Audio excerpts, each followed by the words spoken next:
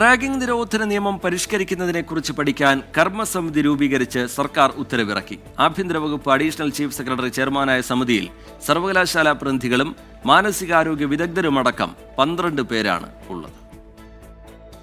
Ragging വിരുദ്ധ നിയമപരിഷ്കരണത്തിനുള്ള കർമ്മസമിതി രൂപീകരിക്കണമെന്ന് കഴിഞ്ഞ ആഴ്ചയാണ് സർക്കാരിനോട് ഹൈക്കോടതി ആവശ്യപ്പെട്ടത്. ഇതിന്റെ അടിസ്ഥാനത്തിലാണ് 12 അംഗ വർക്കിംഗ് ഗ്രൂപ്പ് സർക്കാർ രൂപീകരിച്ചത്. ആഭ്യന്തര വകുപ്പ് അഡീഷണൽ ചീഫ് സെക്രട്ടറിയാണ് സമിതിയുടെ ചെയർമാൻ. കൂടാതെ സർവകലാശാല പ്രതിനിധികളും നിയമ മാനസികാരോഗ്യ വിദഗ്ധന്മാരും പോലീസ് മേധാവി നിർദ്ദേശിക്കുന്ന ഒരാളും വിവിധ വകുപ്പ് മേധാവികളും സമിതിയിൽ അംഗങ്ങളാണ്. 1998 നിലവിൽ വന്ന ആന്റി റാഗിംഗ് നിയമം കാലോചിതമായി പരിഷ്കരിക്കുകയാണ് സമിതിയുടെ ദൗത്യം. നിയമത്തിൽ വരുത്തേണ്ട മാറ്റങ്ങൾ എന്നിവയെക്കുറിച്ച് പഠിച്ച് സമിതി ഹൈക്കോടതിക്ക് റിപ്പോർട്ട് നൽകും. ശക്തമായ റാഗിംഗ് നിയമമുള്ളപ്പോൾ പോലും സംസ്ഥാനത്തെ ക്യാമ്പസുകളിൽ വിദ്യാർത്ഥികൾ ക്രൂര പീഡനങ്ങൾക്ക് വിധേയമായ സംഭവങ്ങൾ റിപ്പോർട്ട് ചെയ്തതോടെയാണ് വിഷയത്തിൽ ഹൈക്കോടതി ഇടപെട്ടത്. അജീഷ് ജയകുമാർ, 24, തിരുവനന്തപുരം.